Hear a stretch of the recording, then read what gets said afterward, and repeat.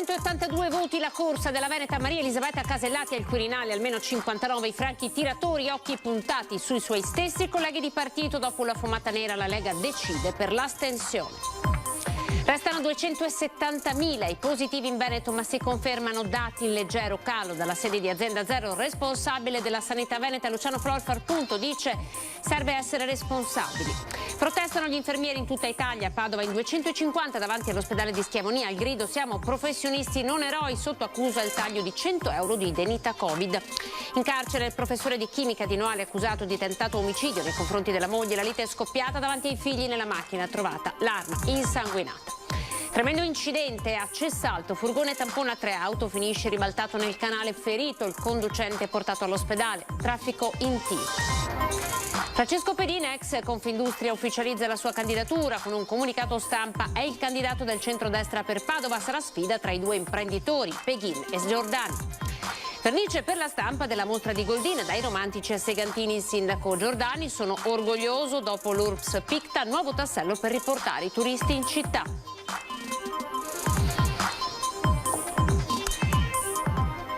Ben ritrovati con l'informazione veneta dei nostri notiziari. L'avete in qualche modo visto, un po' un flop per la candidatura al Quirinale di Maria Elisabetta Casellati. La veneta in corsa per la poltrona di Presidente della Repubblica. La quinta votazione, il centrodestra ha tentato la prova di forza facendo convergere tutti i voti sulla Presidente del Senato, la padovana Maria Elisabetta Alberti Casellati. Una corsa che però, come dicevamo, si è fermata a 382 voti, ben lontana dal quorum di 505, affossata da almeno 59 franchi tiratori. Questo risultato di fatto esclude la seconda carica dello Stato dalla possibilità di salire al Colle. Il suo nome era espressione unica del centrodestra, come annunciato in mattinata dal leader della Lega Matteo Salvini, che nel pomeriggio ha incontrato Draghi e poi immediatamente Letta e Conte. A tradire la Casellati pare siano stati esponenti del suo stesso partito. Lega e Fratelli d'Italia infatti hanno confermato di aver rispettato i patti. Alla sesta votazione, che è in corso mentre vi stiamo parlando, la Lega ha già annunciato che ha chiesto ai suoi l'astensione. Ed ora parliamo di Covid, perché il numero uno della sanità del Veneto, Luciano Flor, ha fatto un po' il punto in assenza del presidente veneto a Roma, appunto per l'elezione del Presidente della Repubblica. Restano 270.000 i positivi in Veneto, ma si confermano fortunatamente dati in calo. È quello che la scorsa settimana era stato definito il plateau. Un fronte nuovo della pandemia, quello da cui forse stiamo uscendo. A scattarne la fotografia è Luciano Flor, direttore generale della sanità del Veneto. 270.000 positivi, a dicembre 2020 erano 100.000, 12.000 classi in quarantena, 2.000 sanitari positivi in questo momento. Va avanti anche la vaccinazione, con un fine settimana che si annuncia intenso, i 230.000 appuntamenti solo nella giornata di sabato. Numeri impressionanti che fanno respingere al mittente ogni possibile critica. Le accuse di disorganizzazione dei dipartimenti di prevenzione le respingo al mittente, perché nessuno è in grado di immaginare lo sforzo che in questo momento il sistema e i dipartimenti di prevenzione stanno sopportando per gestire migliaia di persone positive a domicilio, mai avute. Oggi è la dimensione dei casi di positività e dei casi da gestire il vero problema, non l'inadeguatezza dell'igiene pubblica. In un momento come questo, impossibile anche solo pensare al minacciato sciopero informatico dei medici di medicina generale aderenti ai sindacati SNAMI e SMI, mentre non aderiscono i medici di FIMG. Qualcuno che, dopo aver contestato le ordinanze del Presidente della Regione avanti al TAR e avendo avuto torto al TAR, oggi paventa un fantomatico sciopero informatico. Io chiedo di riflettere bene e di essere responsabili, in ogni caso non sono d'accordo. Uno sciopero non giustificato, soprattutto se si guarda un fronte caldo come quello dei tamponi. Tabelle alla mano, Luciano Flor mostra come solo il 3% dei tamponi effettuati il 26 gennaio sia stato fatto dai medici di medicina generale o dai pediatri di libera scelta. 256 medici li hanno fatti su 2.780 totali in regione. Nella medicina generale ci sono degli eccellenti esempi, ma che c'è una risposta che definirei a numero variabile rispetto alle esigenze che oggi ci sono.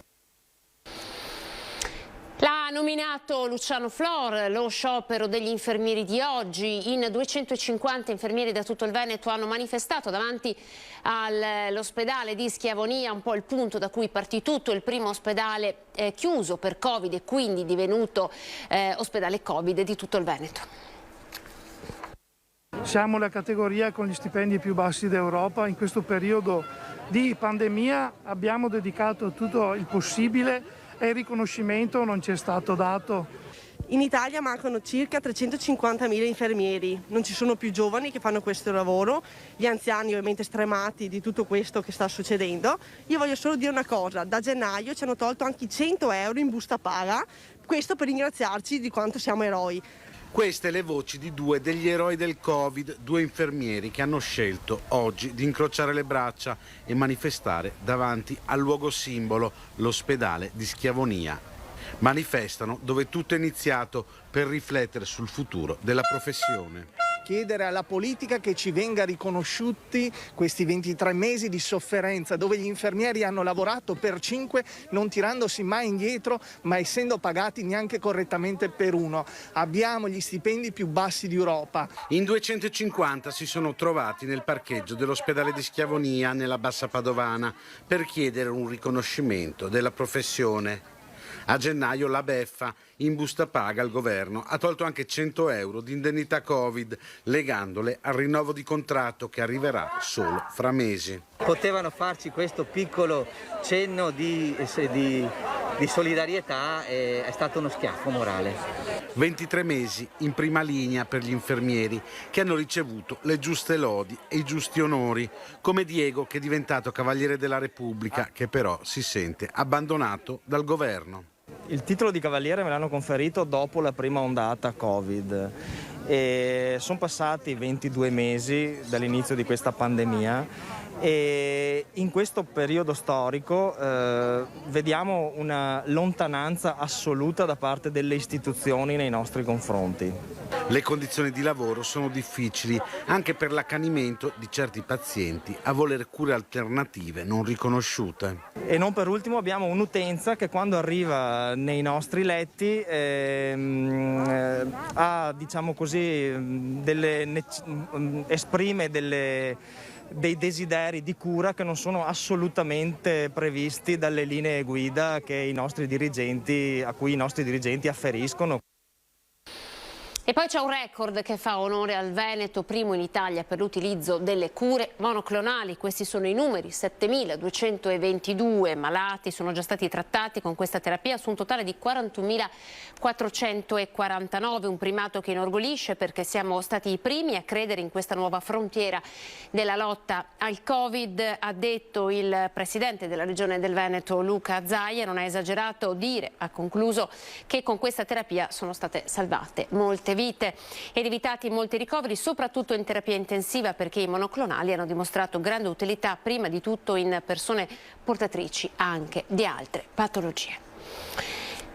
E nel marasma del caos, della confusione, delle code ai tamponi, delle difficoltà della gestione della refertazione anche da parte del SISP, delle quarantene, c'è un comune paese che apre un punto tamponi perché almeno la metà dei suoi studenti è in quarantena. Vogliamo sicurezza, ci danno polizia, è questa la loro democrazia. Centinaia di studenti stamane si sono radunati in piazzale Cialdini a Mestre per far sentire la loro voce dopo la morte del 18enne Lorenzo Parelli nel suo ultimo giorno di stage in un'azienda di Udine. È stato travolto da una lastra d'acciaio di 150 kg. Gli studenti chiedono che ci sia un controllo diretto delle scuole sulle aziende in cui sono svolti i tirocini. Siamo coscienti del numero, il numero del 2021, un triste numero, 1400 e passa morti sul lavoro, una media di 3 morti al giorno. L'altra settimana è morto Lorenzo, uno studente di 18 anni durante l'alternanza scuola-lavoro. Nel weekend è morto un altro lavoratore di 22 anni e questa è una serie di numeri che deve finire. Troviamo inaccettabile che un ragazzo sia morto per colpa della scuola, è inaccettabile che la scuola per introdurci al mondo del lavoro ci mandi a lavorare gratuitamente in aziende, in fabbriche che non servono ad aprire il nostro orizzonte lavorativo ma soltanto ad abituarci ad essere lavoratori precari e sfruttati, e un ragazzo è morto per questo, perché la scuola sa benissimo in quali condizioni ci manda a lavorare. Da Piazzale Cialdini gli studenti hanno continuato la manifestazione davanti alla sede dell'ufficio scolastico regionale, dove una delegazione è stata poi ricevuta da alcuni dirigenti, che però hanno spiegato ai ragazzi di non poter agire in materia e di rifarsi al Ministero, come ha riferito Aki Sanson, segretaria della consulta provinciale degli studenti di Venezia. Noi chiediamo giustizia, tutele, qualcuno che al governo effettivamente ci tenga alla nostra vita, perché non possiamo morire tutti i giorni ed essere sottoposti a dei sistemi di alternanza scuola-lavoro che non tutelano i nostri diritti, la nostra sicurezza, che appunto come Lorenzo potremmo morire tutti i giorni perché se è toccato a lui potrebbe toccare a noi, e proprio come i lavoratori che tutti i giorni muoiono, anche noi che però siamo studenti non possiamo morire per la scuola. Avete visto il sit-in degli studenti a Mestre, si sono incontrati per chiedere tutele soprattutto dopo la morte del giovane 18enne che era impegnato in un progetto di alternanza scuola-lavoro. Adesso invece andiamo a vedere il nuovo punto tamponi aperto a Paese, provincia di Treviso. Siamo andati in dogana come tutti quanti del resto, siamo andati anche a Castelfranco. Ovviamente i tempi di attesa variano dall'ora alle 2 ore se si è fortunati, c'è chi ha fatto anche molto di più, e quindi qua è un secondo, sono appena arrivato, ho già finito. 0 tempi d'attesa e nessuna fila in Piazza Neri a Padernello per l'esordio del centro tamponi in modalità drive-in allestito da ULSS e Comune, destinato alle scuole del posto. Una risposta concreta al caos quarantene, una croce soprattutto organizzativa per tantissime famiglie. Ci pareva opportuno e doveroso come amministrazione aderire a questo progetto appunto tamponi in comune, proprio per dare un maggiore servizio alle famiglie che in queste settimane ci hanno sommerso di comunicazioni, di mail, implorando appunto di attivare questa iniziativa anche a Paese. Proprio Paese ospita l'istituto comprensivo più grande del Veneto, oltre 2.400 gli studenti, la metà sotto provvedimento. Sono 97 classi e ne abbiamo attualmente all'altro ieri 50 in quarantena. Paese segue Zero Branco e Oderzo nel progetto ribattezzato dalla conferenza dei sindaci Tamponi in Municipio, iniziativa coordinata da Roberto Rigoli che già guarda alle prossime tappe. La prossima settimana noi installeremo e faremo il corso di formazione a Conegliano e Vittorio Veneto per quanto riguarda il distretto l'ex ULSS 7, poi Villorba, Spresiano e Roncade per quanto riguarda Treviso, e Vedelago e Montebelluna nell'ambito dell'ex ULSS 8. A fare la differenza la disponibilità a titolo gratuito di tanti operatori sanitari, in questo caso residenti a Paese e dintorni. C'è un'unica termine da usare che è commovente, la questione, cioè di una disponibilità notevolissima, gente che lavora, che fa il turno, finisce di lavorare e viene qua e dà una mano, quindi questo è un momento di grande solidarietà e ne abbiamo bisogno. Immancabili anche i volontari della protezione civile. Siamo partiti con le mascherine iniziali, poi con le vaccinazioni, adesso con i tamponi e vaccinazioni contemporaneamente al centro vaccinale di Villorba. Speriamo che sia quest'ultima che sia veramente l'ultima fase. Siamo alla cronaca ora annuale dove un uomo ha accoltellato la moglie davanti ai figli, poi è fuggito, è un professore di 50 anni. Abbiamo sentito delle grida, io e mio marito, che stavamo guardando la televisione. Mi sono affacciata al terrazzino e ho visto dei bambini che gridavano, che urlavano più che gridavano. Abbiamo pensato, a volte ci sono i compleanni, sai, i bambini giocano, fanno le feste. Dopo però ho visto Rino che saliva le scale di casa. L'ho chiamato: Rino, Rino, cos'è successo? Non mi ha dato risposta, è entrato in casa. È in stato di fermo nel carcere di Treviso Rosario Magliarisi, il professore di tecnica di laboratorio che ieri nel tardo pomeriggio, dopo aver accoltellato la moglie davanti ai 2 figli, si è dato alla fuga in auto. Dopo 2 ore e mezza il cinquantenne è stato arrestato dai carabinieri a Mogliano Veneto con l'accusa di tentato omicidio e lesioni. La lite, scoppiata tra le pareti di un'abitazione in via Arta Terme a Noale, per poco non è sfociata nell'ennesimo episodio di femminicidio. Una furia cieca che l'uomo ha rivolto verso la moglie Renata Vedovato, colpita da più fendenti al collo, alla testa e alla mano destra, ferite causate nell'estremo tentativo di difendersi. La 42enne, in stato di shock, subito assistita dal personale del SUEM, ha riportato lesioni non gravi, per le quali è comunque ricoverata all'ospedale di Milano. Non ci sarebbero denunce pregresse di maltrattamenti in famiglia a carico del professore. C'è da rimanere veramente esterrefatti. Sì, perché guarda, per noi è una coppia che sono 6 anni che abitano qua, non avremmo mai pensato una cosa del genere. Noi non li abbiamo mai sentiti litigare. Mi sono meravigliata in effetti perché non me l'aspettavo. Sono cose brutte che non dovrebbero succedere, ma sono successe. È stato il figlio maggiore, un ragazzino di 10 anni, a chiedere aiuto, cercando in tutti i modi di raggiungere con il telefono della mamma le 2 zie che sono accorse per dare manforte, scontrandosi a loro volta con il cinquantenne che avrebbe ferito anche una di loro alla testa. Le sorelle, assieme ai bambini, sono uscite per trovare rifugio nell'abitazione di un vicino, mentre l'uomo è salito in macchina per fuggire. Da Noale è fuggito a folle velocità a Mogliano Veneto, noi siamo andati anche lì, dove poi l'uomo con la sua auto è uscito di strada. Dunque una fuga iniziata da Noale. Immediatamente dopo l'allarme lanciato dai familiari della donna, i carabinieri della compagnia di Mestre hanno allertato i colleghi del Trevigiano, fornendo tutte le informazioni possibili dell'uomo ricercato. E proprio a Mogliano è stata intercettata per la prima volta l'auto. Comune fra l'altro dove i militari del battaglione di Mestre assieme ai carabinieri della locale stazione stavano effettuando controlli a tappeto per arginare il fenomeno dei furti. Il cinquantenne ha continuato la sua corsa raggiungendo Via Volta. Qui ha perso il controllo del mezzo e si è schiantato contro il palo. Lo ha letteralmente divelto. A terra è rimasta una parte della macchina. Ma non si è arreso. Nonostante l'incidente ha fatto retromarcia ed ha tentato di nascondersi con tutta la vettura dietro altre macchine parcheggiate. I carabinieri si sono avvicinati e lo hanno trovato nascosto rannicchiato nell'auto. Dentro l'abitacolo è stato trovato il coltello insanguinato utilizzato per accoltellare la donna. L'auto, sotto sequestro, è stata portata nella caserma dei carabinieri di Mogliano. L'uomo, prima a Treviso per essere ascoltato, poi per lui è scattato il fermo per tentato omicidio e lesioni. Ora si trova nel carcere di Santa Bona, Treviso.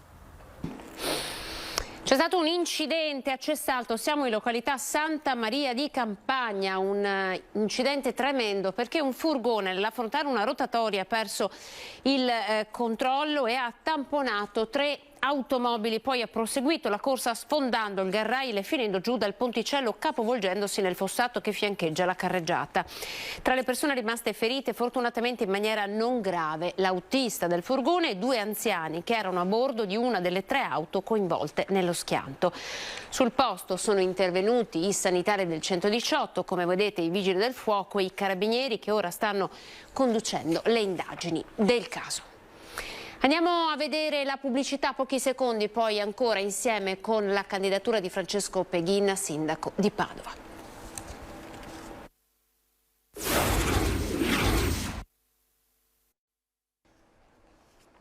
Sarà Francesco Peghin, candidato per il centrodestra alle comunali di Padova, a sfidare invece il candidato per il centro-sinistra Sergio Giordani. Sfida dunque tra 2 imprenditori.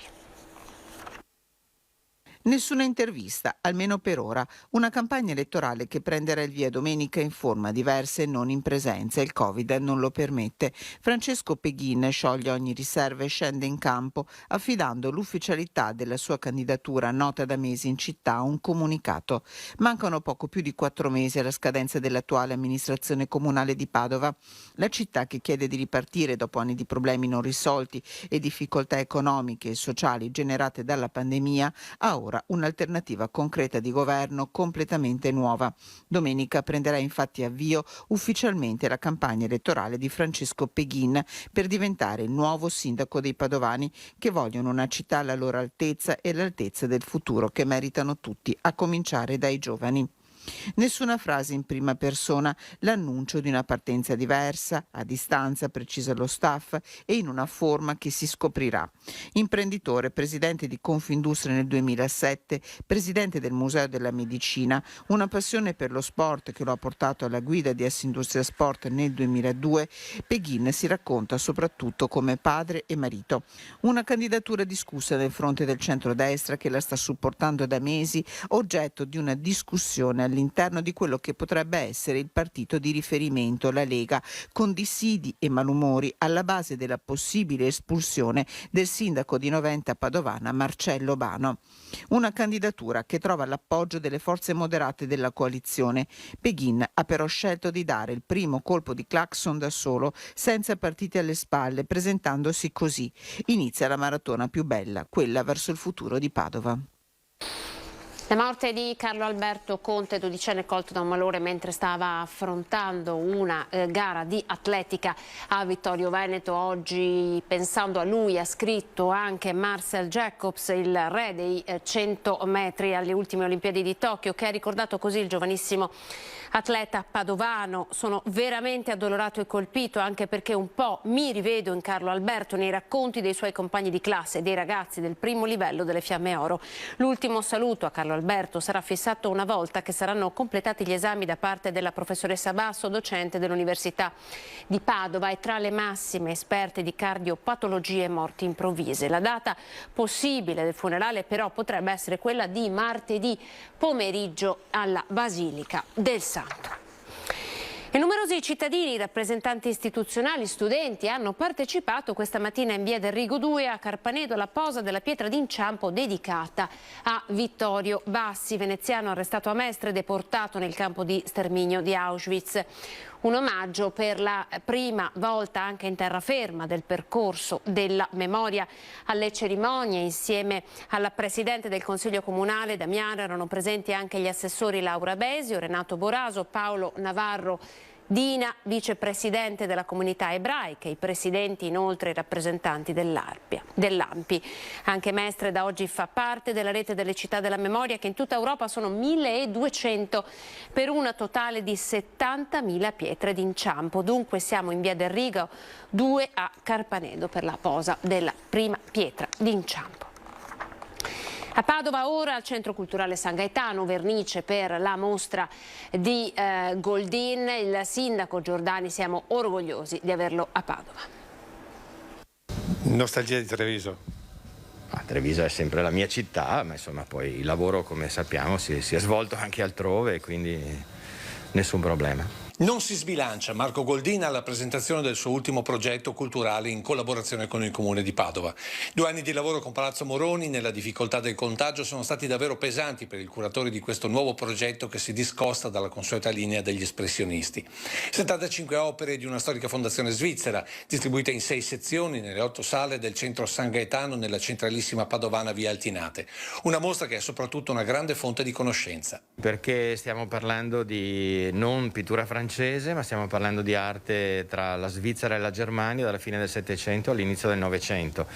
Quindi sono grandi artisti ma molto meno conosciuti dal grande pubblico, quindi il desiderio è naturalmente quello di presentare qualcosa di diverso e che la gente venga qui a Padova al centro San Gaetano a conoscere queste cose. Unici capolavori come le bianche scogliere di Rügen, dipinte nel 1818 da Friedrich Caspar, esempio di romanticismo teutonico, fino ad arrivare alla Valle Incantata della Svizzera di Giovanni Segantini, dove si vedono chiaramente i tratti dell'espressionismo tanto caro a Goldin e che richiamano i successi degli esordi di Casa dei Carraresi. Successi che tanto facevano invidiare l'allora cittadino Sergio Giordani. È ancora invidioso?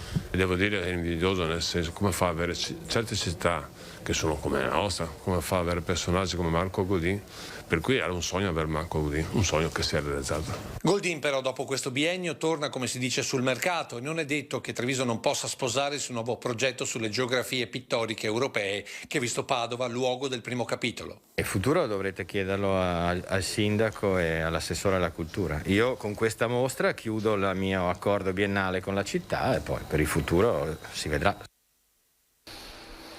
Era il nostro ultimo servizio, siamo al meteo, grazie intanto per essere stati ancora una volta in nostra compagnia. Dopo di noi l'informazione dal territorio veneziano, arrivederci.